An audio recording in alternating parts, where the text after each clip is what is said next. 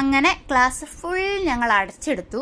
പിന്നെ ഈ കയറി വരുന്ന എൻട്രൻസിന്റെ ഇവിടെ ആയിരിക്കും റിസപ്ഷൻ. പിന്നെ സൈഡിലിരിക്കുന്ന ടാങ്കിന്റെ സ്ഥലത്താണ് ഡ്രസ്സിംഗ് റൂം. പിന്നെ മിറർ ഞങ്ങൾ ഇവിടെ ആയിരിക്കും വെക്കുന്നത്. ഡാൻസിങ് ഏരിയ അത് ഇവിടെയാണ്, ഡാൻസ് ചെയ്യാനുള്ള സ്ഥലം. അങ്ങനെ 3 പാർട്ടീഷൻസ് ആണ് നമുക്ക് സ്റ്റുഡിയോയ്ക്ക് വരുന്നത്. ഇൻട്രസ്റ്റിംഗ് കാര്യം എനിക്ക് പറഞ്ഞുതരാം.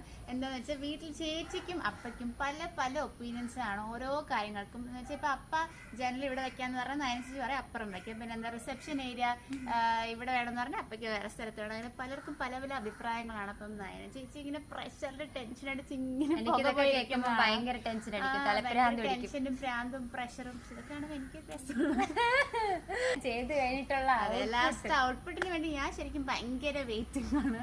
അതെ, ഞാനും. ഇന്നത്തെ ഡാൻസ് ടിപ്പ് എന്താന്ന് വെച്ചാല്, നമ്മള് ഡാൻസ് സ്റ്റുഡിയോയിലൊക്കെ പോയിട്ട് വരുമ്പോൾ അവിടെ നിന്ന് പഠിച്ചിട്ട് വരുമല്ലോ, അതങ്ങനെ കളയാതെ ഡെയിലി പ്രാക്ടീസ് ചെയ്യണം. പ്രാക്ടീസ്